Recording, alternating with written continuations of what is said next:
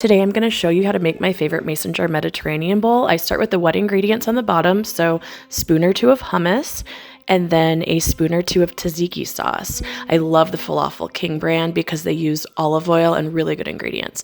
I like romaine lettuce, so a couple handfuls of that. It's nice and crispy. And then some shredded carrots, some sun-dried tomatoes or regular tomatoes if you like. I love the baby cucumbers. I slice some of those up.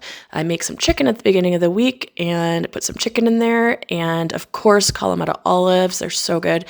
And then some sweet potato that I roasted. And then I love tuna, so I put a little tuna fish in there.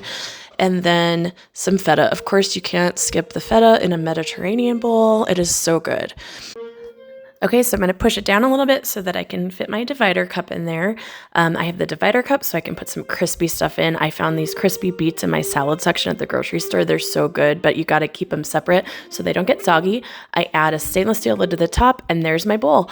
And of course, I got to put my mason jar in a sleeve to keep it safe. And I hope you love your Mediterranean bowl.